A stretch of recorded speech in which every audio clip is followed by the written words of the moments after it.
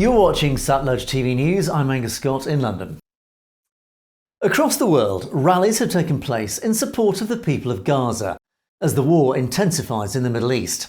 In cities ranging from London to Los Angeles, tens of thousands have gathered to appeal for a ceasefire as thousands of civilians suffer during the fighting. In the US, the Sikhs for Justice organisation have also lent their support to the protests, as well as a large section of the Sikh community, who see deep parallels of the plight of Gazans with their own fight for their long sought-for homeland, Khalistan.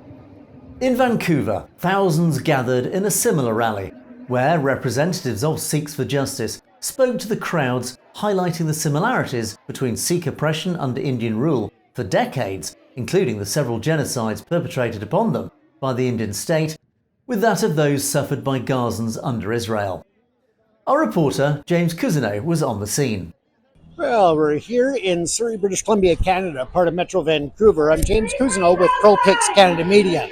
As you can see behind me, thousands of people have showed up to support Palestine, and the rally is going on here. It started at 5:30 this afternoon. As I said, there's over 1,000 people here, and more continue to show up. This is a very important topic to the Palestinian community to come together, show support, and demand a ceasefire and peace for the region.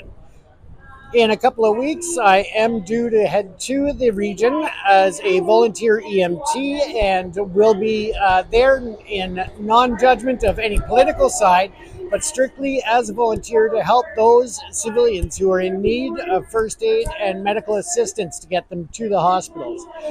The current situation is over 8,000 from the latest numbers have been killed in the battle going on between the Palestine, Hamas, and of course Israelis. So it's important that the world come together and hopefully work together to find peace for the region and to deal with Hamas once and for all. The Sikh community in Vancouver remains one of the most politically active communities in the diaspora. And with the recent huge turnout for the Khalistan referendum, their campaigning for human rights across the world has become a rallying cry for many, much to the discomfort of the Indian government. You've been watching Satluj TV News. Don't forget to click on that subscribe button to make sure you get to see stories as they're broadcast.